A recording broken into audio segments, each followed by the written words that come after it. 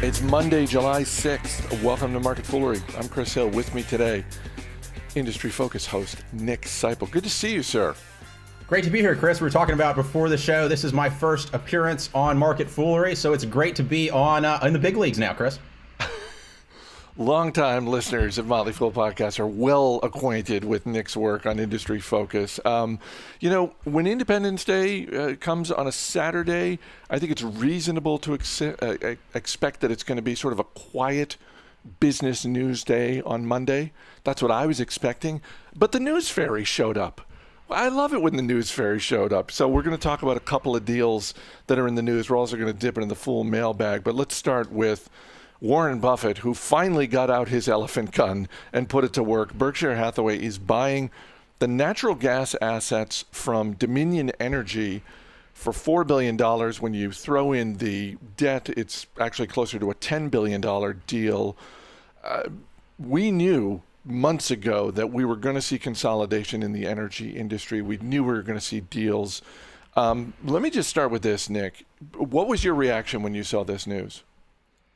So the reaction, obviously, anytime you see Warren Buffett hop into the market, a $10 billion enterprise value deal, it's a big deal. This is Warren Buffett's biggest acquisition on an enterprise value basis since Precision Castparts in 2016. So obviously a big deal to see Warren Buffett hopping into the market. And when it comes to the actual acquisition, to me, this feels like a classic Warren Buffett deal. These pipeline assets, they're really a monopoly at the end of the day. If you own this pipeline, you own a monopoly on transmitting these gas assets around the country. And when you look at the role that natural gas plays in our electricity infrastructure, it's only going to get bigger as the years go on. So I pulled up some stats today. In 2019, about 23% of electricity production in the U.S. came from coal, about 38% from natural gas. That coal number is going down, and it's going to be largely replaced by natural gas and renewable energy. I know a lot of folks are excited about solar and wind and the role they can play in the market as they become cheaper, and they certainly will grow. But given natural gas's role as a power source that can come on quickly and steadily throughout the day, natural gas is only going to become bigger and bigger as a contributor to our electricity assets. And so Warren Buffett having a monopoly on part of that distribution network in the U.S. is particularly valuable. I think I saw a stat this morning. This brings Berkshire's control over U.S. natural gas distribution to about 18%. So a really significant part of this distribution of natural gas is going to become a bigger and bigger part of our electricity infrastructure. So I think it's a classic Warren Buffett deal. Yeah, and you mentioned the footprint that Berkshire is going to have when it comes to natural gas transmission. That's actually up from 8%, so that's a pretty sizable leap, to control effectively 1/5 of natural gas transmissions in the U.S. Part of me was not surprised by this deal, given Berkshire's investments in energy over the years, given how important energy businesses are to the overall portfolio. Selfishly, if you told me Buffett's going to make an acquisition over the weekend, whether or not I would have guessed it was in the energy industry, I would have guessed it would have been larger. I mean, it's good to have the context that you shared in terms of, look, this may not seem like a big deal relative to the amount of cash they have, and that's sort of how I was framing it. I think the smarter way for investors to frame it is the way you did, just in terms of like, look, let's measure this not against the pile of cash that Berkshire has, which I believe as of the most recent annual meeting was north of $135 billion. Let's judge it compared to previous acquisitions. And look, Buffett has been saying for months now, in part at the annual meeting, he doesn't see value out there. He's not going to just because he has the money doesn't mean he's going to go out and spend it unless he sees the value here. And, when you look at Dominion Energy stock, not really getting a pop out of this. I know it's a big company, but, part of my read on that is Buffett got a good price. Yeah, so I saw a quote from JP Morgan today, and the way they described it was, it's, quote, not the highest we have seen gas pipes transact at. So yeah, I think it's a reasonable price. And I think that the big thing for Buffett, when you heard him talk about airlines, what happened with coronavirus, his vision of the future of what the potential was for that industry was really significantly changed by what took place. I think when you look at these pipeline businesses, the predictability is so different from what you're looking at from airlines, because I think we can reasonably predict that electricity demand is going to continue up and to the right going into the future as we become more and more technologically focused, more and more electric cars, that sort of thing. And so I think it's really reasonable to predict the continued growth in demand for energy, and as a result, the continued growth in demand for natural gas. So when you just look at this asset, I know it's only $10 billion of this $137 billion cash pile. This is a cash flow stream that's really easy for Warren Buffett to predict and value over time, and I think it's a deal that really makes a lot of sense. Now, would we like Buffett to go out and spend $130 billion really quick? I think we'd all like to. It'd be really exciting, but it's really hard to find these deals. Spending $10 billion all at once, it's really difficult. And so the fact that he found this deal looks particularly attractive, and it's the type of deal that I think fits Warren Buffett's investing philosophy. Very predictable infrastructure play. I like it. Let's move from energy to the food service industry. In the wake of its failed attempt to buy Grubhub, Uber is buying Postmates for $2.65 billion. Postmates is the fourth largest food delivery service business in the United States. And it seems like, certainly from the reaction of Uber's stock, which is up 4 or 5% today, it seems like this is being well received. They're paying less money, they're getting a smaller asset, but they're getting exposure, sort of greater exposure to some pretty big markets like Los Angeles and Miami. And you know what? When you look at Postmates, which is a private company that kicked the tires on a potential IPO last year, they almost needed to do this deal, didn't they? Because they were out of money. Otherwise, they were probably looking at having to IPO in the current environment. Yeah, so the rumor was that Postmates was either going to get the biggest possible deal they could get from a SPAC company, or they would get acquired by Uber, and it seems to have been the case that Uber gave them the most attractive deal.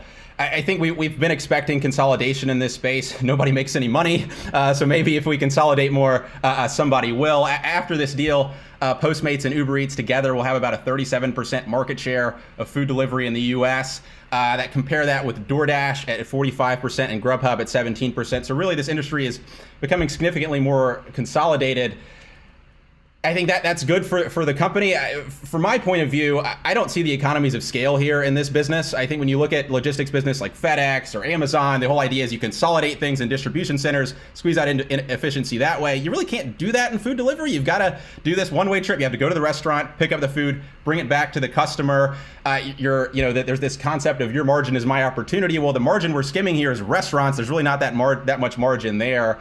I think it's a positive for the industry in that it's consolidated, and there's going to be less competitive pressure on price as the industry becomes more consolidated. I don't know if it makes me any more excited about investing in the industry, just given I don't think there's significant economies of scale here.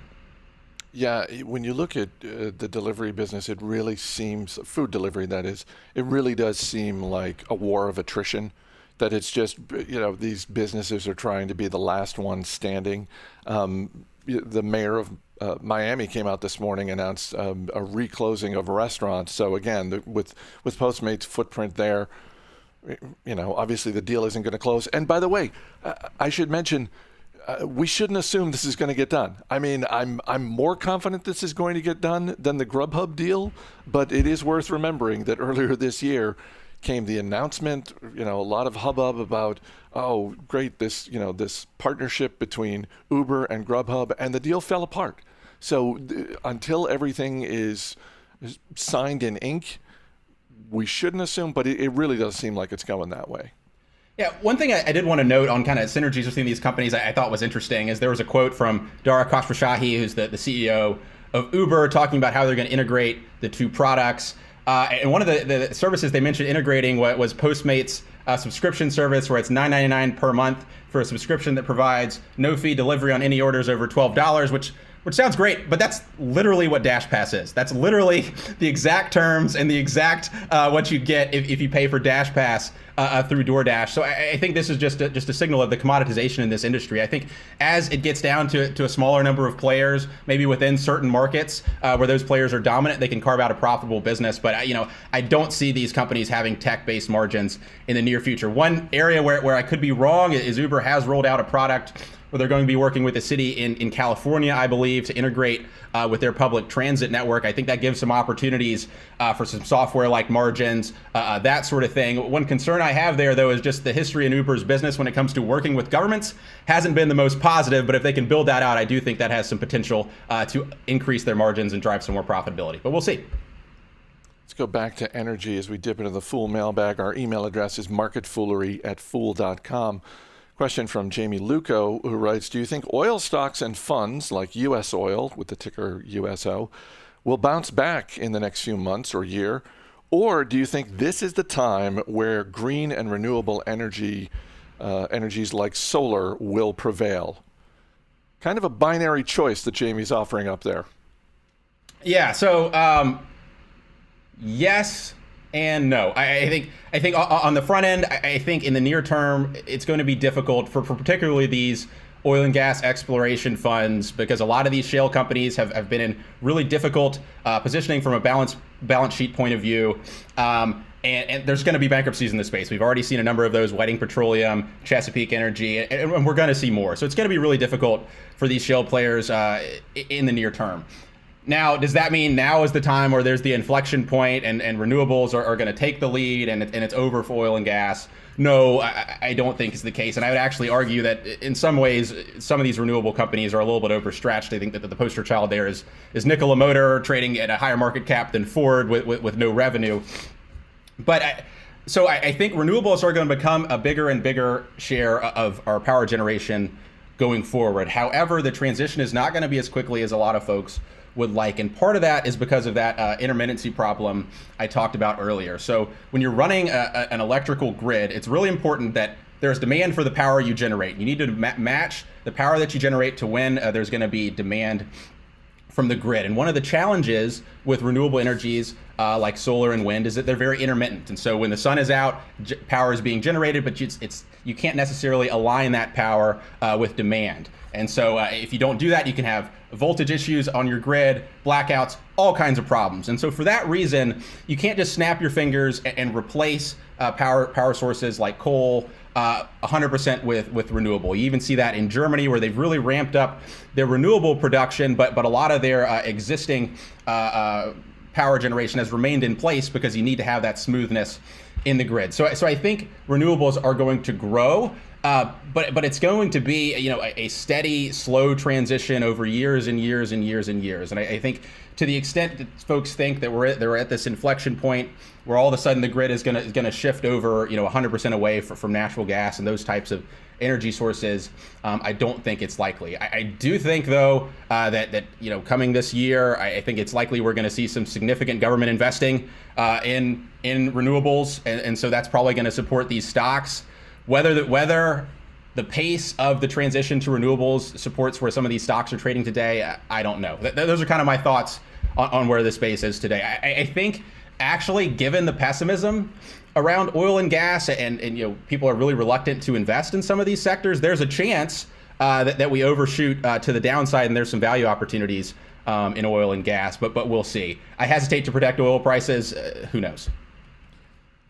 I'm not going to ask you to predict oil prices, but I am going to ask, before we wrap up, for a prediction on more M&A activity, because I could see, as this pandemic drags on, as whether it's Dominion Energy or any other business out there, businesses look to sort of either stave off bankruptcy or shed parts of their business so that they can remain solvent.